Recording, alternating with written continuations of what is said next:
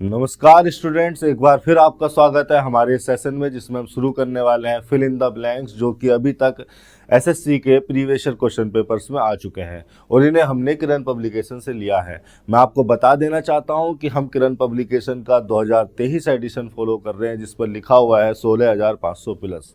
तो अगर आपके पास दूसरे एडिशन है तो सीक्वेंस को इस एडिशन के हिसाब से मिला लें या अपने दोस्तों वगैरह से एक्सचेंज कर ले, फोटो स्टेट करा लें। इसके अलावा हमने अपने टेलीग्राम चैनल को भी यूट्यूब चैनल से लिंक कर दिया है। यूट्यूब चैनल के पेज पर, फ्रंट पेज पर आपको टेलीग्राम चैनल का लिंक मिल जाएगा। हम जो भी यहाँ पर डिस्कस करते हैं उन क्वेश्चंस को पीडीएफ फॉर्म में हम टेलीग्राम चैनल पर डाल देते हैं, तो आप वहाँ से भी उसको पीडीएफ फॉर्म में डाउनलोड कर सकते हैं और देख सकते हैं। चलिए शुरू कर लेते हैं। ये फिल इन द ब्लैंक्स का पहला सेंटेंस है और ये fill in the blank series की पहली वीडियो है।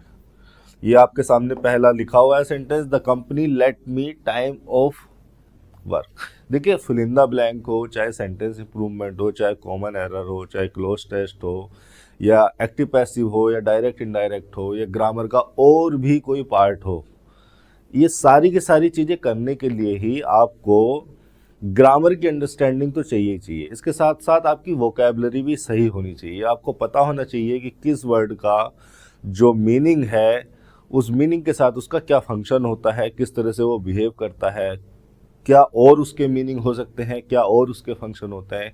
ये सारी चीज़ें आपको पता होनी चाहिए और ये सारी चीज़ें पता होने के बाद आपको आना चाहिए इम्प्लीमेंटेशन, कि आपको अपनी अंडरस्टैंडिंग का इम्प्लीमेंटेशन कैसे करना है। ग्रामर की अंडरस्टैंडिंग जिस तरह से मैं बताता हूँ सेंटेंसेस को सिंटैक्टिकल एनालाइज करके, ये बेस्ट अप्रोच है मेरे हिसाब से ग्रामर को ईजी वे में हमेशा हमेशा के लिए क्लियर करने की। इसके अलावा जो दूसरी अप्रोचेस हैं, रूल्स वगैरह याद करके, मेमोराइज करके या ट्रांसलेट करके, ये बस काम चलाना है। ये काम चलाने वाली बात है।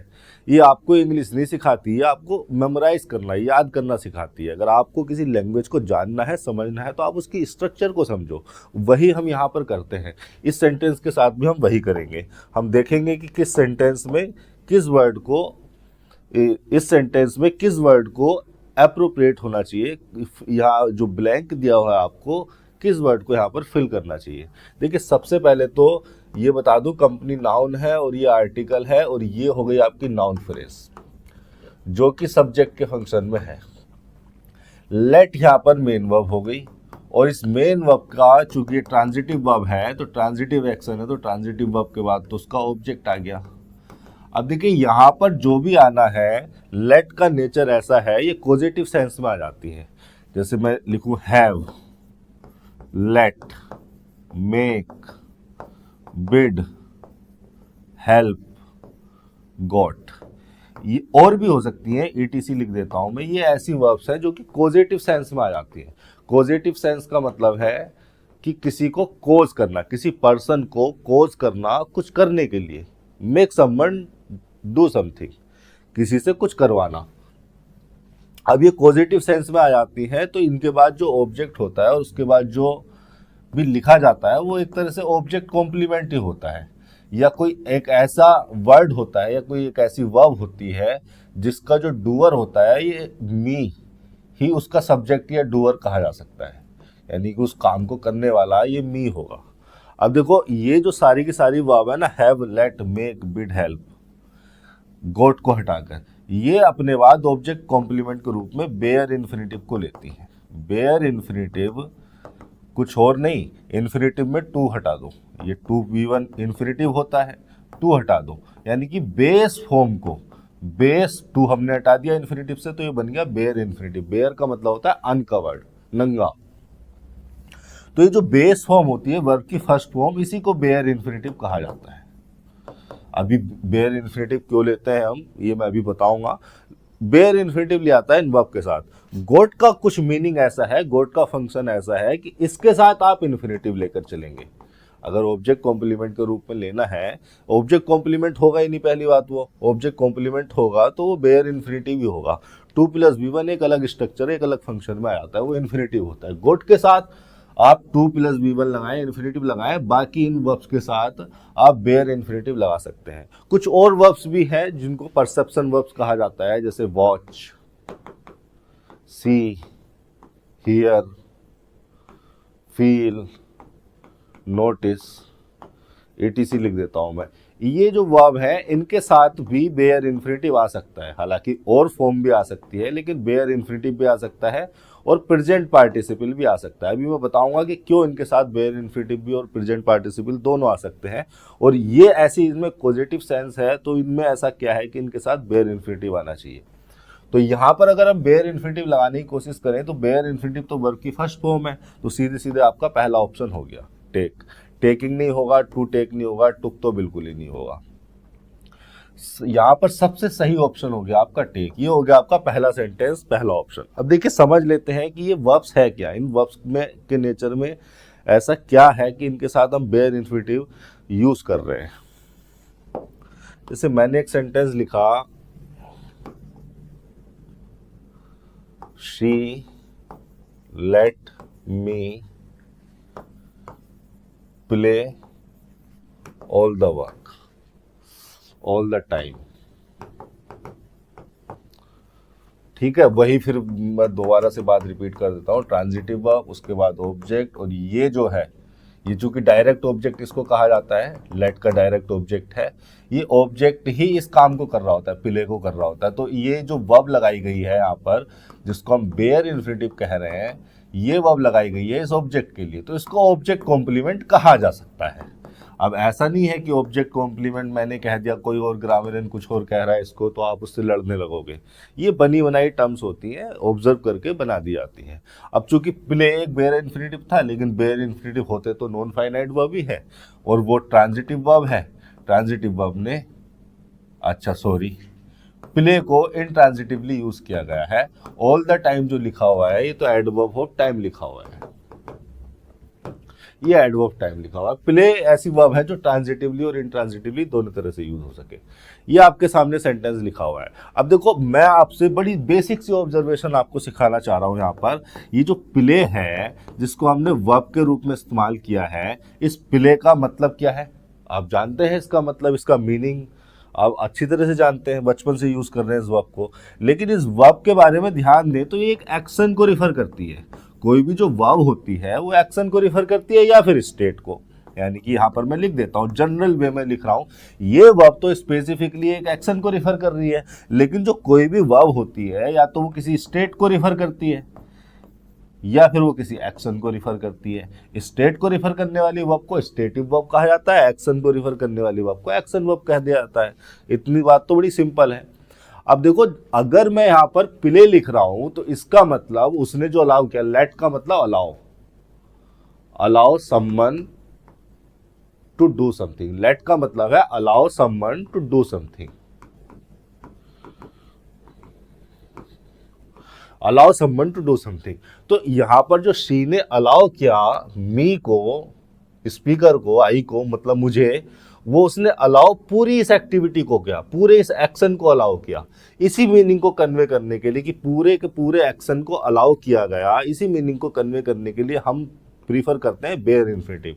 और अगर मैं कहीं यहाँ पर प्रेजेंट पार्टिसिपल लगा देता, प्लेइंग लगा देता, तो सिंटैक्टिकली तो कोई दिक्कत नहीं थी, सिंटैक्टिकली कोई प्रॉब्लम नहीं थी। भाई अगर मैंने यहाँ पर प्ले की जगह प्लेइंग लगा दिया, प्लेइंग क्या है? Present participle. प्रेजेंट पार्टिसिपल क्या है? एडजेक्टिव है, और एडजेक्टिव किसी नाउन या प्रोनाउन के लिए लगाए जा सकते हैं। और मैं ये कह देता कि ये जो प्लेइंग है इस मी के लिए आया है, she let me playing all the time. लेकिन देखो इसमें मीनिंग कैसे गड़बड़ हो जाएगा। ये जो प्लेइंग है प्रेजेंट पार्टिसिपल, ये कंटिन्यूटी को एक्सप्रेस करता है, और कंटिन्यूटी को एक्सप्रेस करता है उस टाइम पर जिस टाइम पर मेन वर्ब हुई हो।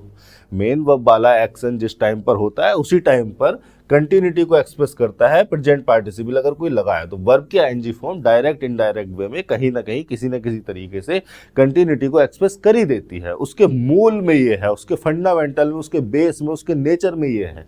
तो अगर हम यहाँ पर प्लेइंग लगाने की कोशिश करें तो सिंटैक्टिकली तो जस्टिफाइबल था, प्लेइंग को प्रेजेंट पार्टिसिपल बना के यहाँ लगा दिया और कह दिया कि मी का एडजेक्टिव है। लेकिन एक बात यहाँ पर सोचिए कि जो प्लेइंग है ये फिर प्रेजेंट पार्टिसिपल है चूंकि, तो ये कंटिन्यूटी को एक्सप्रेस करेगा, और कंटिन्यूटी को एक्सप्रेस करेगा लेट के साथ। मतलब जैसे जैसे लेट वाला काम हो रहा था वैसे वैसे ये वाली वर्ब बैकग्राउंड में कंटिन्यूटी में चल रही थी। क्या ये पॉसिबल है इसके साथ? नहीं पॉसिबल है भाई, पहले अलाउ किया जाएगा फिर ये चीजें होंगी बाद में, तो प्लेइंग यहाँ पर मीनिंगलेस हो जाता है। इसीलिए हम प्रेजेंट पार्टिसिपल को हम इन पॉजिटिव सेंस वाली वर्ब के साथ प्रीफर नहीं करते हैं, यूज नहीं करते हैं। ठीक है, हम क्या लगाते हैं, बेयर इन्फिनिटिव लगाते हैं। क्या कौन कौन सी वर्ब लिखी थी मैंने, have, let, make, bid, help. Got के साथ, गेट के साथ 2+V1 आ जाता है, इन्फिनिटिव आ जाता है, वो उसका थोड़ा सा मीनिंग उस तरह का होता है। अब देखिए परसेप्शन वाली वर्ब्स जैसे मैंने लिखा यहाँ पर she watched me playing in the park या प्लेइंग हॉकी।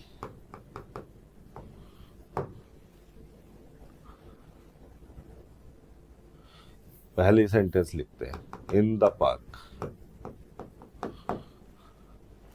फिर एक ऑप्शन मैंने लिखा है यहाँ पर प्ले। कौन सा वाला सही है, दोनों सही हो सकते हैं। अब वो इसलिए सही हो सकते हैं क्योंकि देखिए वॉच क्या है, एक परसेप्शन वाली वर्ब है। परसेप्शन मतलब हम जिसमें अपने सेंसेस का यूज करते हैं, सेंस करते हैं जिन चीजों को। वॉच एक ट्रांजिटिव वर्ब है और ट्रांजिटिव वर्ब का ऑब्जेक्ट हो गया मी। अब अगर हम प्रेजेंट पार्टिसिपल लगाते हैं इसके लिए, और प्रेजेंट पार्टिसिपल चूंकि क्या है, एक एडजेक्टिव है, इसका मतलब हम ये कह रहे हैं कि जब वॉच किया गया मी को, तब ये प्लेइंग वाली एक्टिविटी बैकग्राउंड में वॉच के साथ साथ चल रही थी। और ये संभव है, ये पॉसिबल है। भाई 8 बजे मी ने प्ले करना स्टार्ट किया, उसने खेलना स्टार्ट किया और उसको 9 बजे तक खेलना था। 8 से 9 बजे के बीच में कहीं पर भी वॉच कर लिया गया उसको, किसी भी पॉइंट पर। भाई 8 बजे शुरू किया प्ले करना मी ने, यहाँ तक प्ले किया और यहाँ 8:30 बजे जो है सी ने वॉच को नोटिस कर लिया, वॉच कर लिया, सी ने मी को वॉच कर लिया 8:30 बजे। तो ये जो प्लेइंग वाली जो वर्ब है प्रेजेंट पार्टिसिपल, ये परसेप्शन वर्ब वाली वर्ब के साथ भी मीनिंगफुल रहता है। अगर हम प्ले को लगा रहे हैं, अगर हम बेयर इन्फिनिटिव को लगा रहे हैं, तो हम ये कह रहे हैं कि पूरे के पूरे एक्शन को वॉच किया गया, यानी कि 8 बजे से 9 बजे तक सी ने पूरा वॉच किया। सी ने यहाँ पर तो वॉच किया था किसी एक मूवमेंट पर, जिस मूवमेंट पर उसने वॉच किया उस मूवमेंट पर एक प्लेइंग वाली एक्टिविटी बैकग्राउंड में चल रही थी। तो किसी एक मूवमेंट पर 8:30 बजे उसने 8:30:00 पर एक मूवमेंट पर उसने वॉच किया, उस टाइम पर प्लेइंग वाली एक्टिविटी बैकग्राउंड में चल रही थी। लेकिन यहाँ पर सी ने जो वॉच किया वो किसी एक मूवमेंट पर नहीं किया, उसने यहाँ पर पूरी एक्टिविटी को नोटिस किया, पूरी एक्टिविटी को वॉच किया। मतलब वो बैठी रही होगी वहाँ स्टेडियम में या पार्क में और 8 बजे से 9 बजे तक उसने जमकर देखा। क्या देखा, इस पूरे एक्शन को देखा, इस पूरे प्ले को देखा। ठीक है, तो दोनों ही वर्ड यहाँ पर मीनिंगफुल होते हैं परसेप्शन वाली वर्ब के साथ। ये हो गया आपका पहला सेंटेंस। अगर आपको परसेप्शन वाली वर्ब्स मिल जाए तो आप प्रेजेंट पार्टिसिपल भी लगा सकते हैं और बेयर इन्फिनिटिव भी। अगर आपको पॉजिटिव सेंस वाली वर्ब मिलती है तो आप बेयर इन्फिनिटिव लगाएं। गेट के साथ 2+V1 आ जाता है। किसी और लेक्चर में ये तय करेंगे कि क्यों गेट के मीनिंग में कुछ ऐसा है कि उसके साथ इन्फिनिटिव लगाते हैं। आई अज्यूम विद मी, फिर से वही करेंगे, सेंटेंस की स्ट्रक्चर को देखेंगे। आई प्रोनाउन हो गया जो कि एक सब्जेक्ट है, अज्यूम यहाँ पर मेन वर्ब हो गई, और इस मेन वर्ब चूंकि ये ट्रांजिटिव नेचर की वर्ब है तो इसके बाद आना चाहिए इसका ऑब्जेक्ट। आगे प्रीपोजिशन लगा हुआ है और प्रीपोजिशन के बाद उसका ऑब्जेक्ट लगा है। अब ऑप्शन देखने पड़ेंगे हमें। ट्रांजिटिव वर्ब है तो उसको अपना ऑब्जेक्ट चाहिए। एवरीवन ऑब्जेक्ट हो सकता है चूंकि एवरीवन एक प्रोनाउन है, और एग्रीइंग को वर्ब की आईएनजी फॉर्म लगी हुई है। वर्ब की आईएनजी फॉर्म लगी हुई है तो एग्रीइंग को आप प्रेजेंट पार्टिसिपल कंसीडर कर सकते हैं। भाई प्रेजेंट पार्टिसिपल ही कंसीडर करना पड़ेगा, मेन वर्ब यहाँ पर इसको कह नहीं सकते, क्योंकि मेन वर्ब होती तो बी की या किसी हेल्पिंग वर्ब के साथ आती, बी की किसी फॉर्म के साथ आती। जीरेंड होता तो नाउन के फंक्शन में होता। नाउन प्रोनाउन तो हमें चाहिए ही नहीं, हमें सब्जेक्ट तो यहाँ मिल गया और यहाँ ऑब्जेक्ट भी मिल गया, तो नाउन प्रोनाउन की आवश्यकता नहीं है। एडजेक्टिव ये हो सकता है।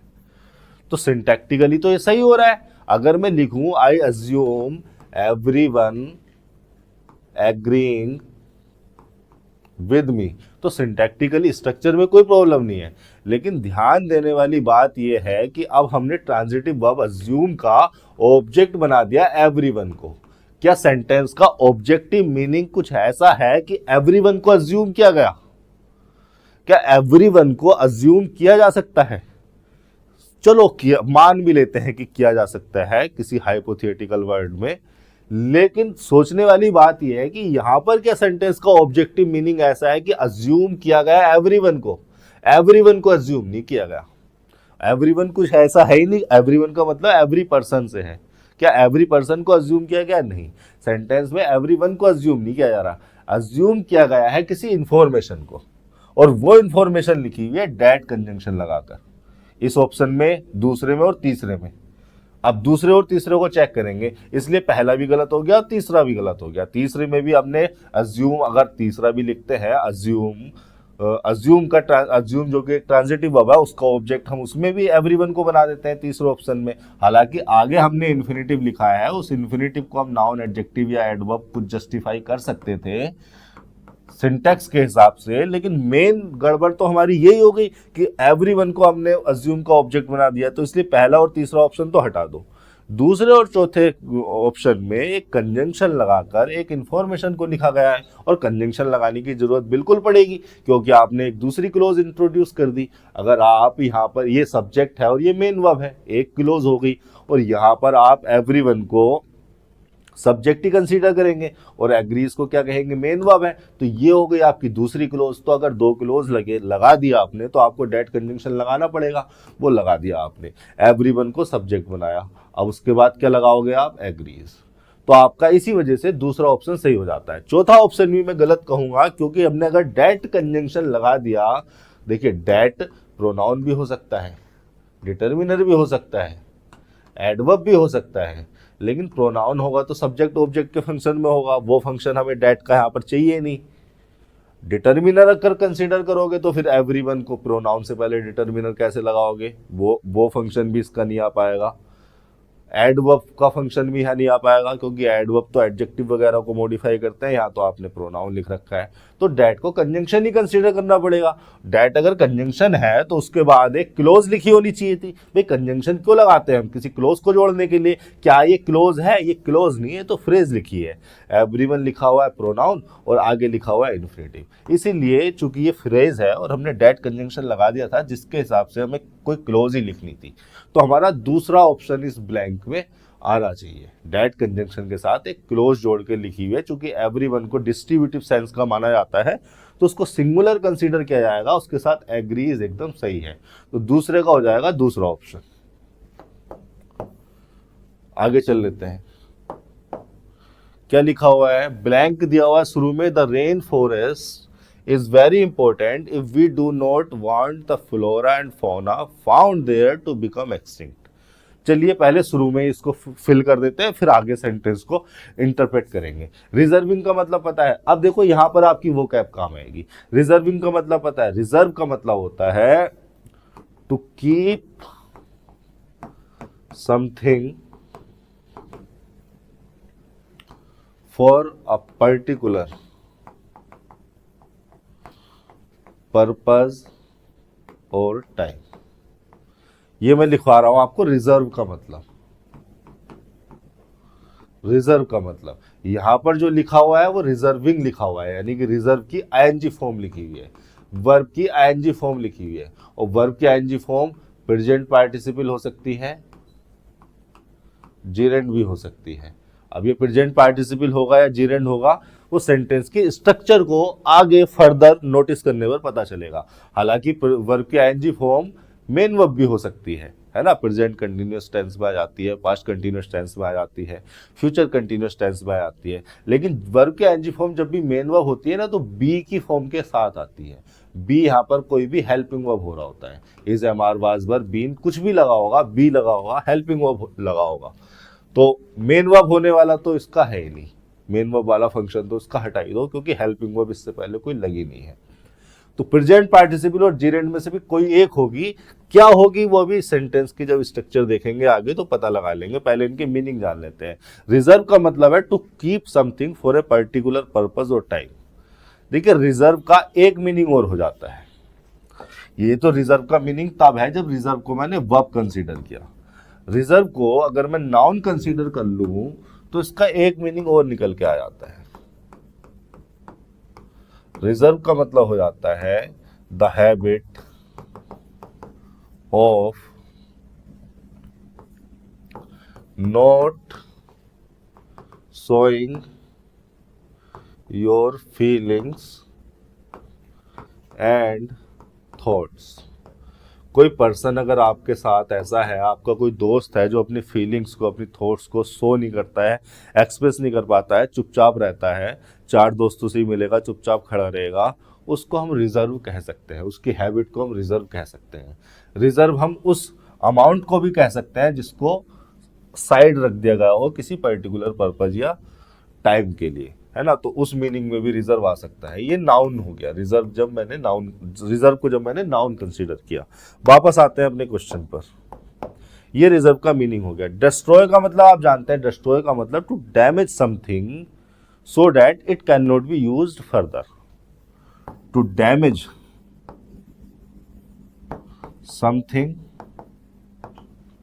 so that it can't be used further। इस तरह से किसी चीज को डैमेज कर देना कि उसको फर्दर यूज न किया जा सके। प्रिजर्व का मतलब क्या होता है? प्रिजर्व का मतलब होता है to keep something as it is. As it is, as it is मतलब जिस स्टेट में है, या ब्रैकेट में लिख देता हूं इन एग्जिस्टिंग स्टेट। जो स्टेट उसकी अभी एग्जिस्ट करती है उसी स्टेट में उसको रखना। To keep something as it is or in existing state to prevent it from decaying or being damaged. किसी चीज को प्रिजर्व करने का मतलब है उसको प्रोटेक्ट करना डैमेज होने से, डिके होने से, कि वो खराब ना हो जाए। ठीक है। To keep something as it is in existing state to prevent it from decaying और डैमेजिंग। मेंटेन का मतलब क्या है? यहां तो जगह रही नहीं, अब अपने काले वाले बोर्ड पर चल लेते हैं। मेंटेन का मतलब क्या है? देखिए, मेंटेन वर्ब है और एक मतलब तो इसका यही है टू कंटिन्यू टू हैव। किसी चीज को आप रखे जा रहे हैं, रखते ही हैं लंबे समय तक, तो आप उसको मेंटेन करते हैं।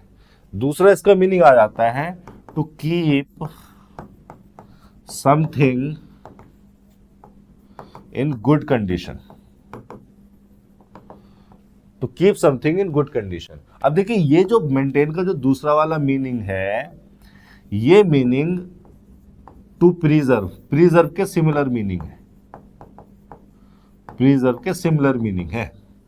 कई बार आपको सिमिलर मीनिंग वाले वर्ड भी दे दिए जाते हैं कंफ्यूज करने के लिए। वापस आते हैं। सेंटेंस को आप दोबारा पढ़ें और जरा सा ध्यान से पढ़ें और पता लगाएं कि क्या मीनिंग है, किस मीनिंग को कन्वे करने वाला वर्ड हमें यहाँ पर चाहिए। सेंटेंस में किस ऑब्जेक्टिव मीनिंग को कन्वे करने की कोशिश की जा रही है। क्या रेन फॉरेस्ट को रिजर्व करने की कोशिश की जा रही है, मतलब रिजर्व करने का मीनिंग दिया गया है। रिजर्व करने का मतलब किसी पर्टिकुलर पर्पज या टाइम के लिए हमें उन्हें रिजर्व करना है, या प्रिजर्व। देखिए, डिस्ट्रॉय का तो सेंस ही नहीं है, तो बिल्कुल अपोजिट वर्ड हो गया। मेंटेन और प्रिजर्व पर ज़्यादा ध्यान दीजिए। मेंटेन का भी मैंने बताया जो दूसरा मीनिंग हो प्रिजर्व के सिमिलर है, लेकिन जब हमें एग्जैक्ट वर्ब दे रखी है तो हम सिमिलर, जब हमें एग्जैक्ट वही वर्ड दे रखा है तो हम सिमिलर वर्ड क्यों लेंगे। तो मेंटेन और प्रिजर्व में से भी मैं अगर लगाना होगा तो मैं प्रिजर्व को रिफर करूंगा। अब देखिए, रेन फॉरेस्ट को प्रिजर्व करने की बात की जा रही है, मतलब कि उनको खराब ना होने दिया जाए, उनको डैमेज ना होने दिया जाए। ठीक है। If we don't want the flora and fauna found there to become extinct. अगर आपको ऑब्जेक्टिव कंटेक्स्ट में इस ऑब्जेक्टिव मीनिंग को आप समझ पा रहे हैं तो आप समझ पाएंगे कि यहाँ पर प्रिजर्विंग वर्ड होना चाहिए। रिजर्विंग से बेहतर ऑप्शन है प्रिजर्विंग। हम रिजर्व फॉरेस्ट को रिजर्व करने की बात नहीं कर रहे, हम प्रिजर्व करने की बात कर रहे हैं। प्रिजर्व मतलब प्रोटेक्ट देम फ्रॉम डैमेज। ठीक है। तो यहाँ पर सही वर्ड होना चाहिए प्रिजर्विंग। मेंटेनिंग का जो दूसरा मीनिंग है वो प्रिजर्व के सिमिलर है, लेकिन जब हमें एग्जैक्ट मीनिंग वाली वर्ब दे रखी है तो हम यही लगाएंगे। तो यहाँ पर आपका सही ऑप्शन हो जाएगा प्रिजर्विंग। अब देखिए, ये जो क्वेश्चन हुआ ये हुआ आपकी वोकैबुलरी की अंडरस्टैंडिंग की वजह से, और दूसरा आपकी रीडिंग स्किल्स कितनी है, आपकी कॉम्प्रिहेंशन स्किल्स है या नहीं है। कि मतलब कोई सेंटेंस लिखा है, कोई कॉम्प्लेक्स या कंपाउंड सेंटेंस लिखा है, उसको पढ़ के आप उसका ऑब्जेक्टिव मीनिंग समझ पाते हैं या नहीं। तो इसीलिए मैं कहता हूं कि अगर आप कंपटीशन की तैयारी कर रहे हैं तो रीडिंग स्किल्स आपको इम्प्रूव करनी ही है। हाँ, कोई दूसरा ऑप्शन है ही नहीं। मेरे पास स्टूडेंट्स के मैसेज आते हैं कमेंट सेक्शन में, वो लिखते हैं कि सर आप कॉम्प्रिहेंशन भी करा दीजिए। कॉम्प्रिहेंशन में करा दूंगा बच्चा, मैं जो मेरी तरफ से हो सकेगा ज़्यादा से ज़्यादा मैं करा दूंगा, लेकिन जितना आपको करना है वो आपको ही करना है, वो कोई टीचर आपके दिमाग में भर नहीं सकता। रीडिंग स्किल्स आपको ही डेवलप करनी है, वोकैबलरी को याद आपको ही करना है। मैं या कोई भी टीचर यहाँ पर वोकैबलरी करा देगा तो उसके बाद भी तो आपको ही वो रिवाइज करना है, मेमोराइज करना है। तो वोकैबलरी और ये जो रीडिंग स्किल्स वाला काम है, जो कॉम्प्रिहेंशन वाला काम है, इसमें स्टूडेंट्स का पार्टिसिपेशन ज़्यादा होता है। 80% इसमें स्टूडेंट का पार्टिसिपेशन होता है, 20% जो है टीचर की भूमिका होती है। तो ये मत छोड़िए, ये करते रहिए, आप जो है पढ़ते रहिए। एनसीईआरटी की कोई किताब ले लीजिए, पढ़ते रहिए उसको। ये हो गया तीसरा ऑप्शन। अब देखिए सेंटेंस के अगर स्ट्रक्चर को हम देखने की कोशिश करें तो आगे क्या लिखा हुआ है, प्रिजर्विंग। अब देखिए प्रिजर्विंग चूंकि एक वर्ब की आईएनजी फॉर्म है, अब देखिए वर्ब की आईएनजी फॉर्म मेन वर्ब तो हो नहीं रही है, प्रेजेंट पार्टिसिपल हो सकती है या जीरेंट हो सकती है। प्रेजेंट पार्टिसिपल होगी तो वो एक एडजेक्टिव की भूमिका में होगी, जीरेंट होगी तो वो एक नाउन की भूमिका में होगी। नाउन आपको पता है सब्जेक्ट के फंक्शन होते हैं, ऑब्जेक्ट के फंक्शन में आता है, कॉम्प्लीमेंट के फंक्शन में आते हैं। इतनी बात तो ये। अब देखिए ऑब्जेक्ट और कॉम्प्लीमेंट तो ये तब हो सकता था जब इससे पहले कोई ट्रांजिटिव वर्ब या प्रीपोजिशन लगी होती। कॉम्प्लीमेंट ये तब हो सकता था जब इससे पहले कोई लिंकिंग वर्ब लगी होती। तो ऑब्जेक्ट कॉम्प्लीमेंट तो ये है नहीं, मतलब अब इसके सब्जेक्ट होने के चांस है। तो अब हमारे पास दो ही पॉसिबिलिटीज बच गई, दो ही कंटेक्स्ट बचे, दो ही तरीके से हम इसको इंटरप्रेट कर सकते हैं। या तो इसको हम जीरेंट कहें, और जीरेंट में भी जीरेंट नाउन होते हैं तो नाउन में भी इसको सब्जेक्ट ही कंसीडर किया जा सकता है। दूसरी पॉसिबिलिटी ये है कि प्रेजेंट पार्टिसिपल कंसीडर करें इसे, और प्रेजेंट पार्टिसिपल होगा तो एडजेक्टिव होगा। अब किसी तरह से हमने अपनी ग्रामर की अंडरस्टैंडिंग यूज करके एक पॉसिबिलिटी को खत्म कर देना है। चलिए पहले एडजेक्टिव को देख लेते हैं। देखिए अगर इसको प्रिजर्विंग को आप एडजेक्टिव कंसीडर करोगे तो निश्चित तौर पर ये किसी नाउन के लिए आया होगा। कहाँ है वो नाउन? आगे लिखा है रेन फॉरेस्ट। क्या इस नाउन फ्रेज के लिए वो आया है? अगर इस नाउन फ्रेज के लिए एडजेक्टिव आया होता तो द आर्टिकल पहले लगा होता, द प्रिजर्विंग रेन फॉरेस्ट लिखा होता। भाई यही तो हमारा लिखने का तरीका होता है, पहले हम द आर्टिकल लिखते हैं, फिर कोई एडजेक्टिव लिखते हैं, पुअर गर्ल नाउन हो गया, पुअर एडजेक्टिव हो गया गर्ल के लिए। मैं ऐसे लिख दूंगा द रनिंग गर्ल, गर्ल हो गया नाउन और रनिंग हो गया एडजेक्टिव जो कि प्रेजेंट पार्टिसिपल है, और ये हो गया आर्टिकल। तो अगर प्रिजर्विंग रेन फॉरेस्ट के लिए, रेन फॉरेस्ट नाउन के लिए, इस नाउन फ्रेज के लिए एडजेक्टिव बनकर आया होता तो द आर्टिकल प्रिजर्विंग से पहले लिखा होता है, जैसे इसमें लिखा है द रनिंग गर्ल में। तो इसका मतलब ये एडजेक्टिव तो है नहीं, सिंटैक्टिकली जस्टिफाई नहीं हो रहा। इसका मतलब निश्चित तौर पर ये नाउन है, नाउन है तो फिर ये सब्जेक्ट है, और इसको हम कहेंगे जीरेंट। तो प्रिजर्विंग हो गया हमारा जीरेंट। अब देखिए प्रिजर्विंग जीरेंट है, जीरेंट हो गया, नाउन हो गया, सही है, लेकिन है ये एक तरह से नॉन फाइनाइट वर्ब। इसमें वर्ब का एट्रीब्यूट है, और वर्ब का एट्रीब्यूट ये है कि ये ट्रांजिटिव नेचर की वर्ब है। जब हमने इसके वर्ब के एट्रीब्यूट को चेक किया तो हमने पाया कि ये ट्रांजिटिव वर्ब है। इसको मैं इरेज कर देता हूं, ये तो आप समझ ही गए हैं। जब हमने इसमें वर्ब का एट्रीब्यूट चेक किया प्रिजर्विंग में, तो हमने पाया कि ये है ट्रांजिटिव नेचर की वर्ब, और ट्रांजिटिव नेचर की वर्ब अपने बाद निश्चित तौर पर ये ऑब्जेक्ट लेगी, इसीलिए उसको ट्रांजिटिव कहा जाता है। तो इस प्रिजर्विंग ट्रांजिटिव वर्ब का ऑब्जेक्ट लिखा हुआ है द रेन फॉरेस्ट। ये जो नाउन फ्रेज लिखी हुई है, नाउन फॉरेस्ट हो गया, रेन हो गया इसके लिए, फॉरेस्ट के लिए एडजेक्टिव, और द आर्टिकल, ये जो नाउन फ्रेज लिखी हुई है द रेन फॉरेस्ट, ये ऑब्जेक्ट हो रही है प्रिजर्विंग ट्रांजिटिव वर्ब का, जो कि एक नॉन फाइनाइट वर्ब है वो नाउन के फंक्शन में, लेकिन मूल रूप से वो एक वर्ब ही है। अब देखिए आगे क्या लिखा हुआ है, आगे लिखी हुई है वर्ब।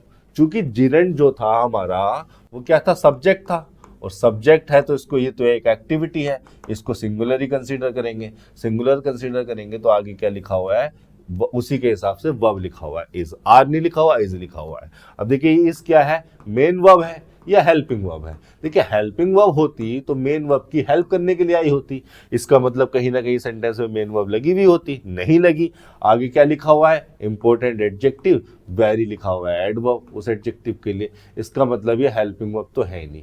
और ये क्या है, फिर ये क्या है, मेन वर्ब ही है। मेन वर्ब है तो क्या है, बी की फॉर्म ही तो लिखी है। बी जब मेन वर्ब होती है तो लिंकिंग वर्ब होती है। लिंकिंग वर्ब क्यों लगाई जाती है, लिंकिंग वर्ब लगाई जाती है अपने कॉम्प्लीमेंट को लिंक करने के लिए सब्जेक्ट से। सब्जेक्ट क्या था हमारा, प्रिजर्विंग, तो प्रिजर्विंग को इंपॉर्टेंट से लिंक किया जा रहा है और लिंक करने वाली वर्ब को कहा जा रहा है linking verb is.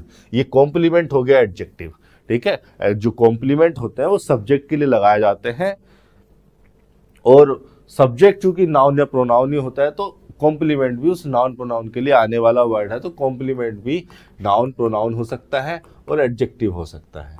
Adverb manner वगैरह कॉम्प्लीमेंट नहीं बनते, पिछले लेक्चर में एक बातें बता चुका हूं सैकड़ों बार।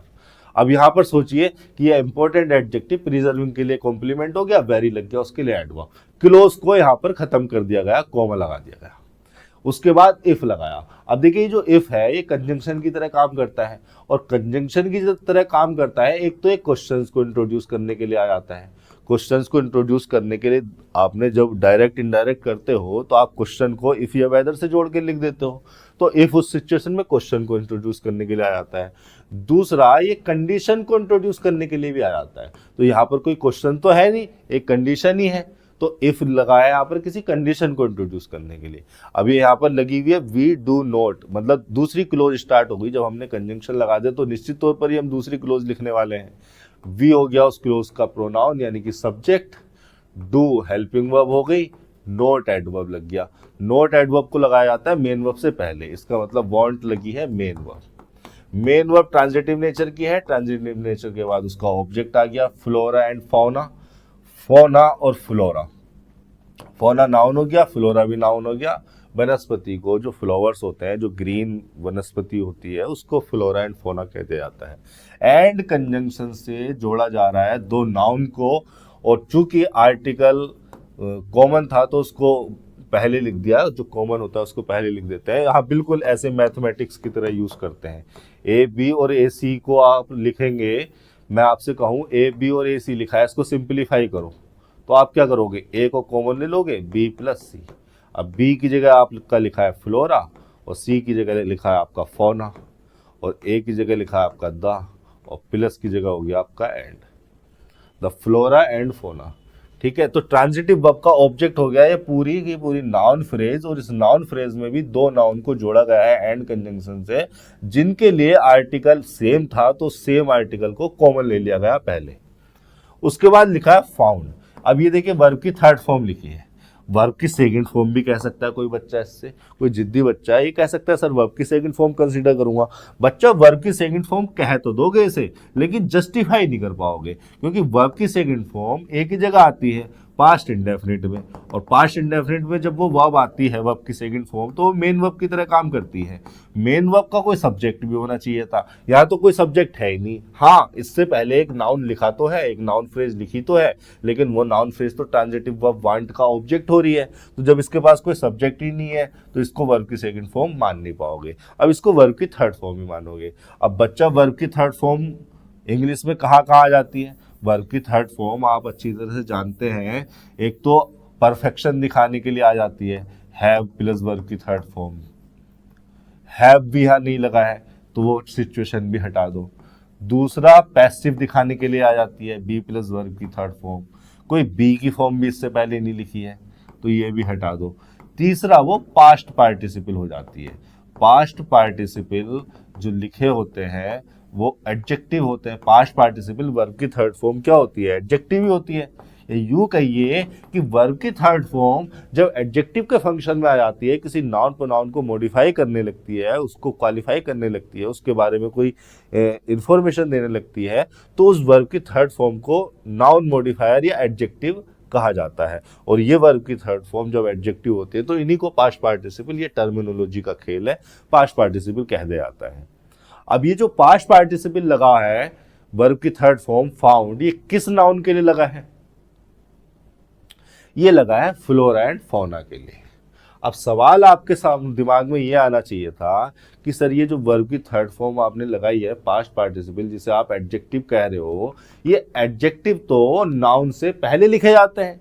भाई यहाँ पर मैंने द पुअर गर्ल लिखा था अभी थोड़ी देर पहले, द पुअर गर्ल लिखा, गर्ल को नाउन कहा, पुअर को मैंने एडजेक्टिव कहा, तो एडजेक्टिव को नाउन से पहले लिखा। मैं लिखूं यहाँ पर द एजुकेटेड गर्ल, मैं यहाँ पर लिखूं द एजुकेटेड गर्ल। गर्ल क्या हो गया, नाउन हो गया। एजुकेटेड क्या हो गया, वर्ब की थर्ड फॉर्म यानी कि एडजेक्टिव यानी कि पास्ट पार्टिसिपल। तो ये कहाँ लिखा मैंने, नाउन से पहले लिखा। तो सर इस वर्ब की थर्ड फॉर्म को, इस वाले एडजेक्टिव को इस नाउन से पहले क्यों नहीं लिखा? क्या ये यहाँ पर सही है? सही तो है, सेंटेंस की स्ट्रक्चर में लिखा है, यहाँ तो कोई गलती पूछी नहीं गई है। अब दिमाग में सवाल ये होना चाहिए कि सर क्या सिचुएशन हो सकती है कि वर्ब की थर्ड फॉर्म को, एडजेक्टिव को या किसी भी एडजेक्टिव को नाउन से पहले लिखा जाता है, और क्या सिचुएशन होती है जब उसी एडजेक्टिव को, वर्ब की थर्ड फॉर्म को उस नाउन के बाद लिखा जा सकता है। इसके लिए मैं बताता हूं स्टूडेंट्स को, इसको मैं थोड़ा सा हटा देता हूं, इरेज कर देता हूं।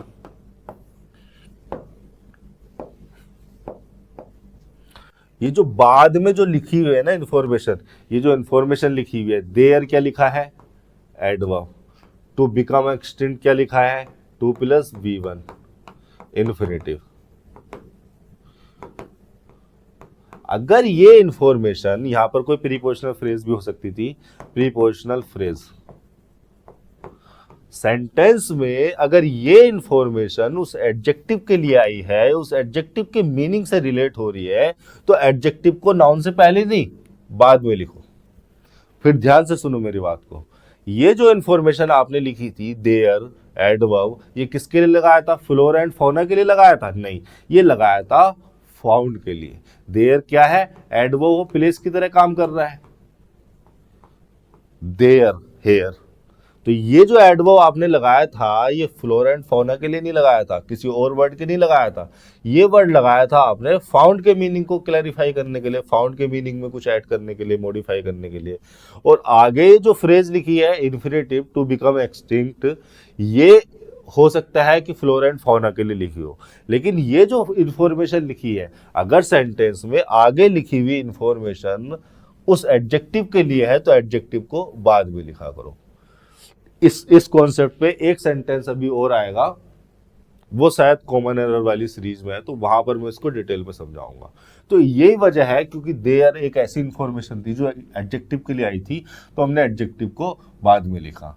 फाउंड हो गया यहाँ पर वर्ब की थर्ड फॉर्म एडजेक्टिव जो कि पास्ट पार्टिसिपल है, देयर लग गया एडवर्ब प्लेस उस फाउंड के बारे में बताने के लिए। चूंकि देखो एडजेक्टिव है लेकिन मूल रूप से तो एक नॉन फाइनाइट वर्ब ही है, तो वर्ब है तो उसके लिए एक एडवर्ब आ सकता है। टू बिकम एक्सटिंक्ट आगे लगा हुआ है, to become extinct, to plus V1 जो कि इन्फिनेटिव है। अब ये इन्फिनेटिव ना सारे के सारे नाउन रहते हैं, एडजेक्टिव या एडवर्ब रहते हैं। अब यहाँ पर आप इसको बता सकते हैं कि नाउन है या एडजेक्टिव या एडवर्ब। फिर से वही बात कहूंगा मैं, नाउन होता तो सब्जेक्ट, ऑब्जेक्ट या कॉम्प्लीमेंट तीनों में से किसी एक फंक्शन में होता, ना तो आप इसको सब्जेक्ट कह पाओगे यहाँ पर, ना ऑब्जेक्ट कह पाओगे, ना कॉम्प्लीमेंट कह पाओगे। नाउन तो फिर ये है ही नहीं। एडजेक्टिव ये हो सकता है अगर इसको फ्लोरा एंड फौना के लिए आता हुआ कंसीडर किया जा सके, तो अगर ये कहा जा सके कि टू बिकम एक्सटिंक्ट, ये जो इन्फॉर्मेशन लिखी है, ये जो इन्फिनेटिव लगाया है, ये फ्लोरा एंड फौना के लिए आया है, तो ये कहा जा सकता है कि ये एडजेक्टिव है। क्या इसको एडवर्ब कंसीडर किया जा सकता है? नहीं, फाउंड के लिए नहीं आया है, इज के लिए भी ये नहीं आया है, तो इसको मैं यहाँ पर एडजेक्टिव ही कंसीडर करूंगा। अब देखिए जो इन्फिनेटिव है जिसको मैंने एडजेक्टिव कंसीडर कर लिया, एडजेक्टिव की तरह इंटरप्रेट कर रहा हूं मैं, ये जो इन्फिनेटिव है तो एक नॉन फाइनाइट वर्ब ही। बिकम को मैंने जब चेक किया, बिकम को मैंने देखा नॉन फाइनाइट वर्ब है, जब मैंने इसमें वर्ब का एट्रीब्यूट चेक किया तो मैंने पाया कि ये जो बिकम है ना, ये लिंकिंग नेचर की वर्ब है। लिंकिंग नेचर की वर्ब मैं फिर से बता दूं, अपने बाद कॉम्प्लीमेंट लेती है, और कॉम्प्लीमेंट कोई एडजेक्टिव हो सकता है, कॉम्प्लीमेंट कोई एडजेक्टिव हो सकता है। एक्सटिंक्ट का मतलब क्या है, आउट ऑफ एग्जिस्टेंस, जो एग्जिस्टेंस में ना हो, या नॉट नाउ एग्जिस्टिंग, उसको बोला जाता है जो अभी एग्जिस्ट नहीं कर रहा, उसको एक्सटिंक्ट बोला जाता है। विलुप्त, विलुप्त कह सकते हैं क्या हिंदी में, पता नहीं, मुझे नहीं पता। हिंदी में ट्रांसलेशन करके वाली इंग्लिश मेरे को आती नहीं है, मैंने सीखी नहीं, मैंने उस पर ज़्यादा काम नहीं किया।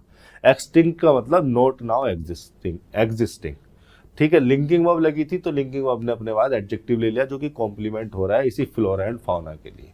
भाई यही तो इसी के लिए तो लगाया गया था, इन्फिनिटिव जो लगाया गया था इसी के लिए लगाया गया था, तो इसी को सब्जेक्ट कंसीडर करना पड़ेगा उसका। सब्जेक्ट का मतलब कर्ता वर्ता नहीं होता, सब्जेक्ट का मतलब वो जिसके बारे में इंफॉर्मेशन दी जा रही हो। तो ये जो इन्फॉर्मेशन इन्फिनिटिव के रूप में दी गई है, इन्फिनिटिव के फॉर्म में दी गई है, ये इन्फॉर्मेशन इसके बारे में तो दी गई है, तो इसी को सब्जेक्ट कंसीडर करना पड़ेगा। तो सब्जेक्ट ये हो गया, लिंकिंग वर्ब ये लग गई और एक्सटेंट उसका कॉम्प्लीमेंट बन गया एडजेक्टिव की तरह। तो थर्ड का हो गया था हमारा थर्ड ऑप्शन, और ये हो गई सेंटेंस की स्ट्रक्चर। फोर्थ सेंटेंस पर चलते हैं। क्या लिखा हुआ है? I haven't had opportunity to study during the day. I आपको पता है प्रोनाउन हो गया जो कि निश्चित तौर पर ही सब्जेक्ट होगा, ऑब्जेक्ट और कॉम्प्लीमेंट यहां पर हो नहीं सकता है। हैवंट क्या लगी हुई है? हैव नॉट लगा हुआ है, हैव नॉट। ये कॉन्ट्रैक्टेड फॉर्म में लिख देते हैं, ये कोई एरर नहीं है, ऑफिशियल है, फॉर्मल है। हैव नॉट, हैव हो गया यहाँ पर हेल्पिंग वर्ब, नोट लग गया एड वर्ब, और हैड हो गया यहाँ पर मेन वर्ब। मेन वर्ब की थर्ड फॉर्म लिखी हुई है, ठीक है। और यहाँ पर हैव की थर्ड फॉर्म लगी हुई है, हैव की थर्ड फॉर्म हैड लगी हुई है। हैव का मतलब यहाँ पर है टू ऑन समथिंग या टू पजेस समथिंग। अब आगे देख लेते हैं क्या लिखा हुआ है। अपॉर्चुनिटी एक नाउन लिखा हुआ है।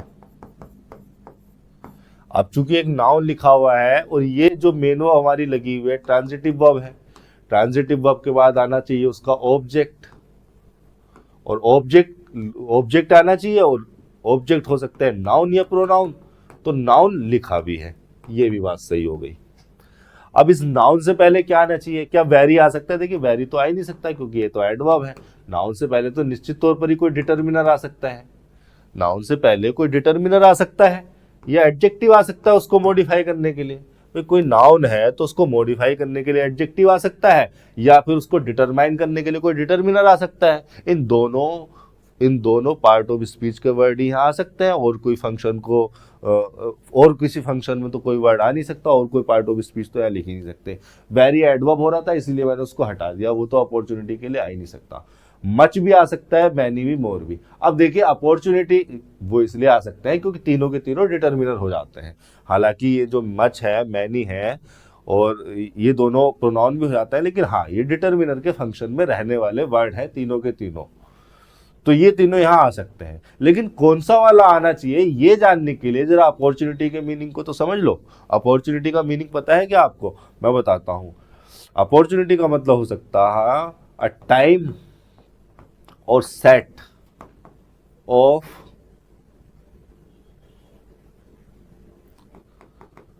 circumstances,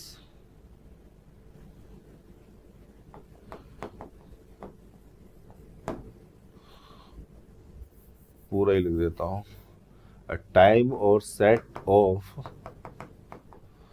circumstances that makes something possible। वो टाइम या सर्कमस्टांसेस का वो सेट, वो कॉम्बिनेशन जो किसी चीज को पॉसिबल बना दे आपके लिए, उसको आप अपॉर्चुनिटी कह सकते हो। या इसको मैं ऐसे लिख सकता हूं, अपॉर्चुनिटी का मतलब है a possibility due to a favourable combination of circumstances, a possibility due to a favorable combination of circumstances। जो आपके चारों तरफ की circumstances है उनके कॉम्बिनेशन की वजह से कोई फेवरेबल पॉसिबिलिटी आ गई, कोई ऐसा फेवरेबल कॉम्बिनेशन बन गया जिसकी वजह से आपको एक पॉसिबिलिटी मिल गई, possibility to have something, possibility to do something. Possibility का मतलब चांस। और ज्यादा सिंपल लिखना चाहूं तो मैं ऐसे लिख सकता हूं, पॉसिबिलिटी, अपॉर्चुनिटी का मतलब हो गया a chance to do something, या a chance to get something.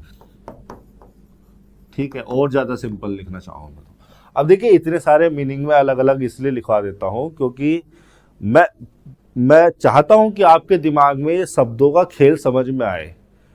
अलग अलग नेचर के वर्ड, अलग अलग शब्द, अलग अलग ग्रामेटिकल अरेंजमेंट में आकर एक जैसे सिमिलर मीनिंग को कन्वे करते हैं।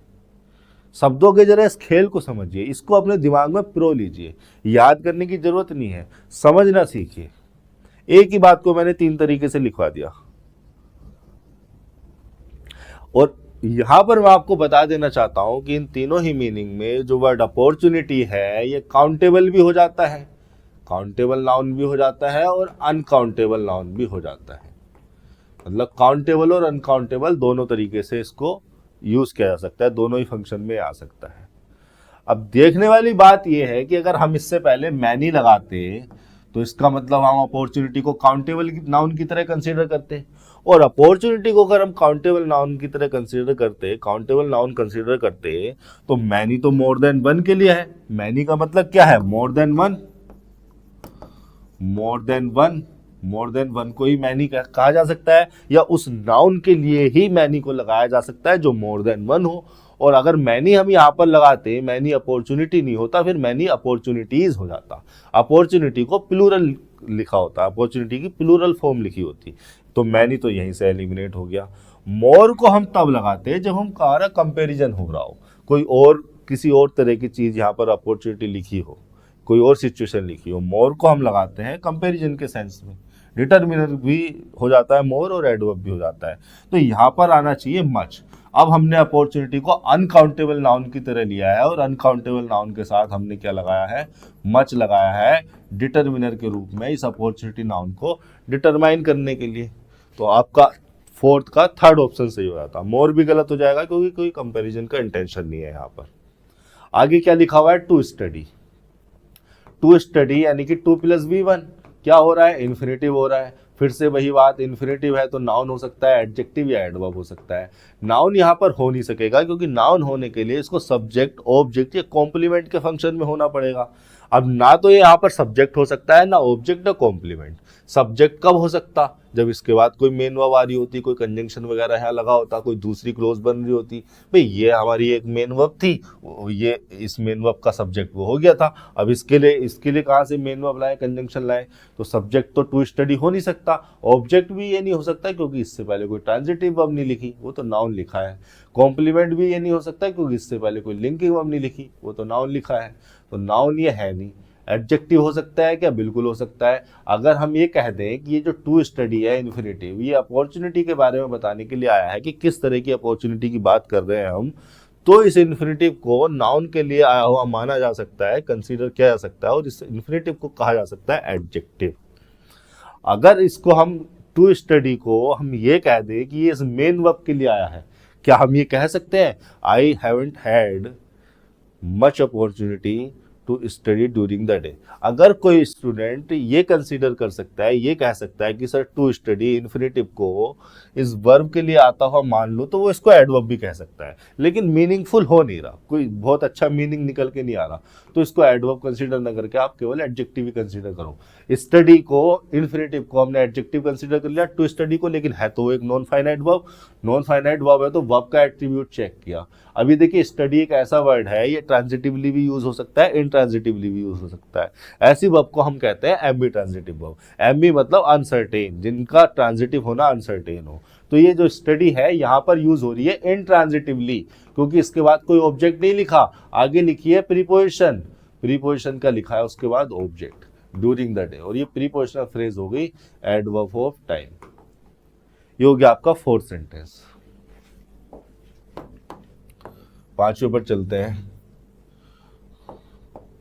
When will you hand your assignment? ठीक है, ये वर्ड दे रखे हैं आपको। when, आप देखिए when के बारे में आपको बता दूं कि जो when वर्ड है ये एडवर्ब हो जाता है और कंजंक्शन भी हो जाता है। अब कंजंक्शन होगा या चाहे एडवर्ब होगा, ये होता है टाइम रिलेवेंट फंक्शन में, टाइम को रिफर करने के लिए ही इसको लगाया जाता है। जब कंजंक्शन होता है तो किसी क्लोज को जोड़ रहा होता है, और उस क्लोज को हम कह देते हैं टाइम क्लोज, और वो टाइम क्लोज आती है एडवर्ब ऑफ टाइम के रूप में, और एडवर्ब टाइम का फंक्शन होता है वर्ब के टाइम को रिफर करना। ये जो एक्शन हुआ है, जो स्टेट है, उसके टाइम को रिफर करना। जब ये एडवर्ब होता है तब भी ये टाइम को ही रिफर कर रहा होता है, टाइम के बारे में इंफॉर्मेशन ले रहा होता है, ये चीज कब होगी या ये कब है, ये कब हुआ, ये कब होगी, है ना, इस टाइप की इंफॉर्मेशन।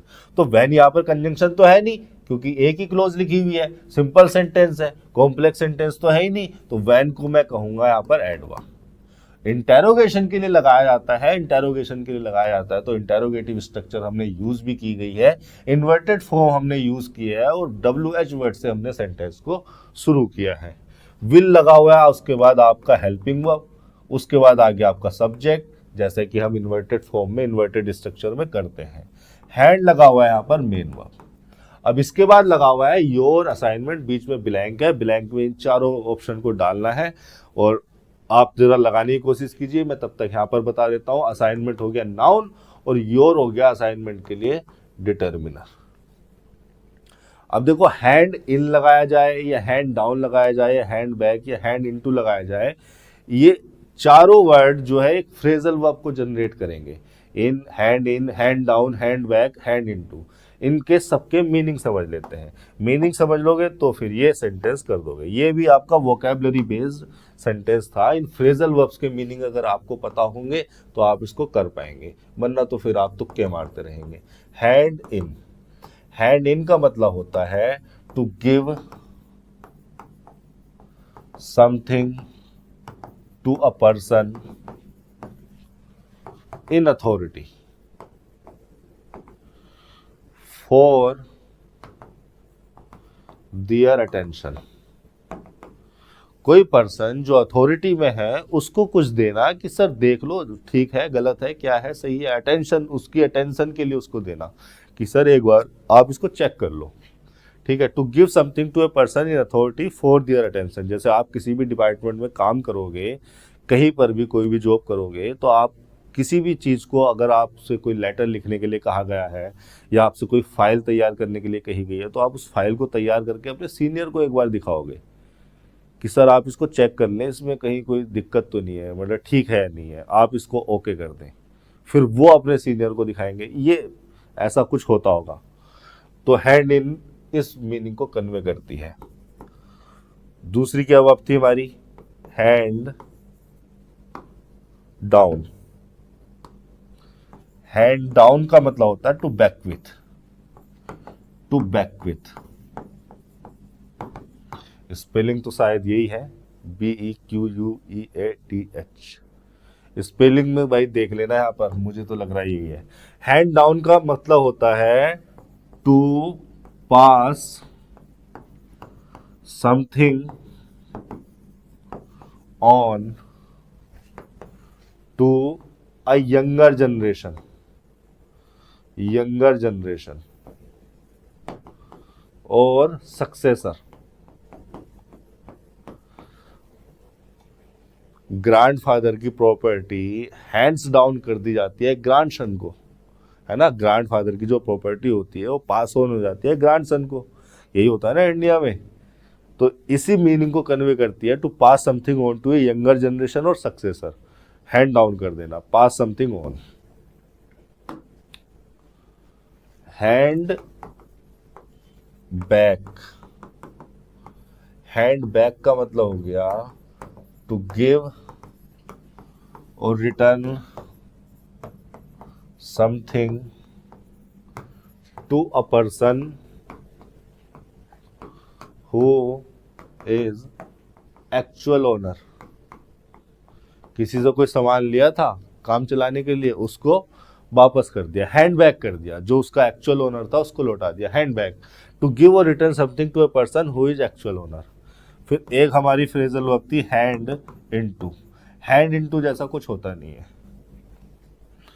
तो अब इन चारों वर्ड के मीनिंग अगर आपको पता है तो आपको पता चलेगा कि आपको आना था हैंड इन। असाइनमेंट को हैंड इन किया जाता है। आपका जो भी कोई टीचर हो सकता है, कोई प्रोफेसर हो सकता है, या आप कोई कंपनी में काम करते हैं तो आपका बॉस हो सकता है, वो आपका मैनेजर हो सकता है। आप अपना असाइनमेंट उसको हैंड इन करते हैं क्योंकि वो अथॉरिटी में है उस असाइनमेंट को अटेंशन देने के लिए, उस असाइनमेंट को चेक करने के लिए, ठीक है। हैंड इन, हैंड डाउन नहीं किए जाते। हैंड डाउन का मतलब है अपनी यंगर जनरेशन को, जैसे मेरी जो प्रॉपर्टी होगी मैं मेरे ग्रैंड सन को हैंड्स डाउन कर दूंगा, अपने सन को नहीं दूंगा, ग्रैंड सन को दूंगा, by Indian law, according to Indian law. Hand back भी नहीं किए जाते असाइनमेंट। ऐसा नहीं है कि आपने किसी से लिया था, अपने मैनेजर से, अपने बॉस से आपने असाइनमेंट लिया था, आप उसको हैंड बैक कर रहे हो। वापस करने के मीनिंग में भी ये नहीं आ सकती। हैंड इनटू जैसा तो कुछ होने नहीं है। तो 5 का पहला ऑप्शन में आता। देखिए थोड़ा सा समय लगेगा, मैं फिर से आपको ये बात दोहरा रहा हूँ। मेरे पास इस तरह की शुरुआत में काफ़ी कंप्लेंट्स आई थी कि सर 5 सेंटेंस है लेकिन लेक्चर लंबे हो जाते हैं। 5 सेंटेंस के हिसाब से लेक्चर सर 1 घंटे का हो जाता है, 50 मिनट का हो जाता है, 1.5 घंटे का हो जाता है। आप इनको 5 सेंटेंस की तरह ना लें। 5 सेंटेंस के माध्यम से आपको कितनी लर्निंग दी जा रही है, कितनी सारी अपॉर्चुनिटीज़ दी जा रही है सीखने की, समझने की। आप इस तरह से चीज़ों को समझें कि 5 सेंटेंस भले ही किया आपने, लेकिन 5 सेंटेंस के माध्यम से आपने इतना कुछ सीखा जो 50 सेंटेंस में, सैकड़ों सेंटेंस में आपके काम आएगा। आप इसी तरह से जो है घर पे प्रैक्टिस करें, समय दें चीज़ों को। मैं केवल और केवल आपसे समय चाहता हूँ और कुछ नहीं। आप चीज़ों को समय दें, आप इसी तरह से प्रैक्टिस करें, इस तरह की अप्रोच को अपनाएं। निश्चित तौर पर ही आप विजयी होंगे। आज के लिए इतना ही, धन्यवाद।